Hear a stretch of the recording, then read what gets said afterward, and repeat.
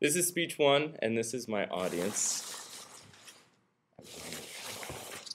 We'll go ahead and get started.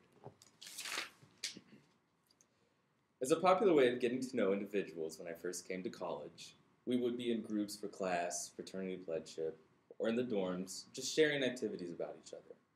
It was a simple game which usually resulted in talking about tattoos or travel vacations or the number of siblings we had. My line in the game was always simple. Hello, my name is Matt Whitlock, and I've committed a federal offense. With much enjoyment, I would watch the faces of my friends change to looks of shock or confusion as the statement settled in. I then had to explain that the huge offense was taking a picture on the House of Representatives floor during my time as a congressional page in the summer between my junior and senior year of high school. It was during this time that I would find an individual who, to this day, continues to motivate and inspire me to do great things. That person is Congressman, and soon, hopefully, to be Governor, Mike Pence. Mr. Pence is a lifelong Hoosier, born in Columbus, Indiana, which is my hometown. He graduated from Hanover College in 1981 and earned his JD from Indiana University School of Law in 1986.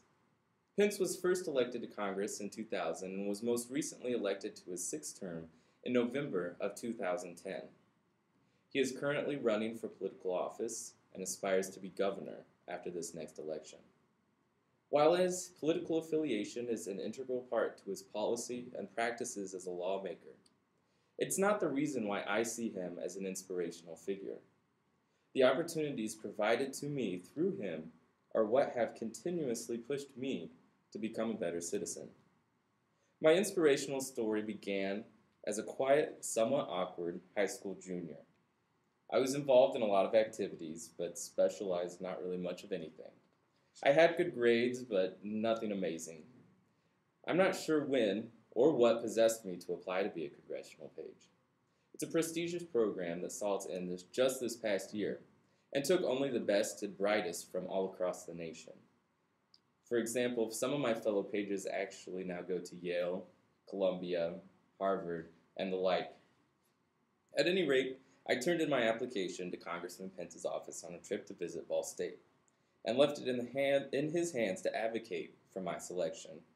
I remember my mom saying after we left to not expect much. In the events that followed, I should have known that with an individual like Mike, the job was going to get done. In May of that year, I received a phone call. I had been selected for the program, and for the first time in my life, a politician, and it doesn't happen too often to many of us, had come through. More so, a public servant had done something for me. He had actually pulled through for me. In my time as a page, I met Mike several times. He insisted that I call him by his first name. And each time, I was blown away by his commitment to public service. I'm not sure where all of you lie on the political spectrum, but I think it's important to remember that at the end of the day, both sides of the aisle want to help to make people's lives better. That commitment to public service is what, in Mike, convinced me that when I returned to school, I needed to be more active. I went on that senior year to be drum major of the marching band, a varsity rugby team leader, and editor-in-chief of my school newspaper. All thanks to that inspirational message and leadership from Mike. When I arrived at Ball State University that fall, the inspiration continued as I was given an opportunity to intern in Pence's office for my first semester freshman year. It was an amazing opportunity to serve my fellow citizens, to serve my friends, and to serve my family. And all of this, I'm not sure how much Mike knows he's impacted my life.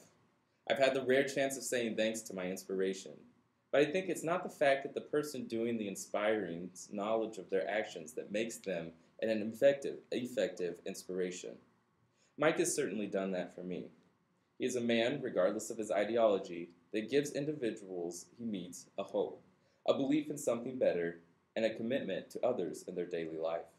In my time here on campus, in leadership positions like SGA president, IFC president, or even within my own individual fraternities chapter, I've constantly been able to remember, to chuckle, and think of how it all started with breaking a federal law and a little bit of inspiration.